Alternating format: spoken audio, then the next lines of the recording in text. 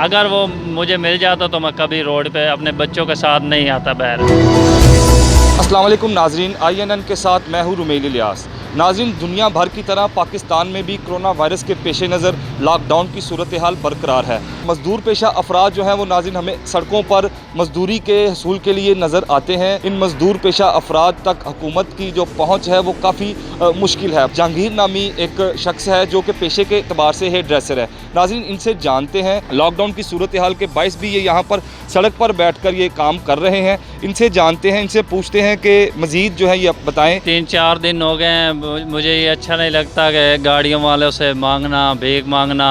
جب اللہ پاک نے رزق حلال دیا ہے تو الحمدللہ میں اپنے بچوں کو رزق حلال ہی کھواتا ہوں۔ میں کام کرتا ہوں یہ ماڈل کالونی میں، یہ اپنا فردوس مارکیٹ۔ جب سے یہ کرونا وائرس سنا ہے تب سے یہ شاپ بند ہے۔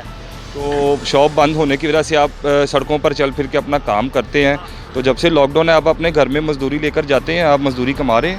نہیں، پہلے 2-4 دن تو جو سلام دعا والے تھے وہ راشن پانی جن کو پتہ ہے کہ جہانگیر کو یار دینا ہے، تو جن کو اللہ پاک نے نوازا ہے وہ مجھے دے جاتے ہیں۔ لیکن 2-4 دن ہو گئے ہیں، تھوڑا سا راشن پانی کی کمی تھی، تو اس لیے میں نے آج تیسرا دن ہے میں گھوم پھر کے کام کرتا ہوں۔ اللہ کے فضل سے کوئی یہ کرونا وارونا کا مجھے کوئی ڈر ایشو نہیں ہے، ایسا کوئی نہیں ہے۔ ٹھیک ہے، احتیاط کرنی چاہیے انسان کو، لیکن اب بھیک تو نہیں مانگنی نا۔ خان صاحب کا آنا ہے 12,000، وہ کہاں ہیں؟ وہ ملا مجھے نہیں ملا، وہ آپ نے ID کارڈ بھی لے لیا، فون نمبر بھی میں نے کسی کا دیا، سب کچھ کروا کے آیا، لیکن مجھے تو ابھی تک نہیں ملا۔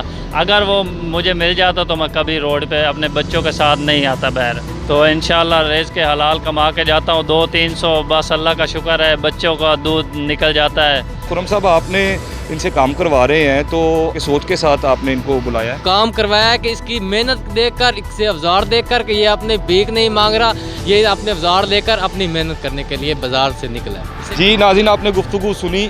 جہانگیر جیسے مزدور اور خرم جیسے شہری جس ملک میں ہوں، اس ملک میں کرونا وائرس تو کیا کوئی بھی آفت کچھ بھی نہیں بگاڑ سکتی۔ اس کے ساتھ ہی اجازت دیجیے، اللہ حافظ۔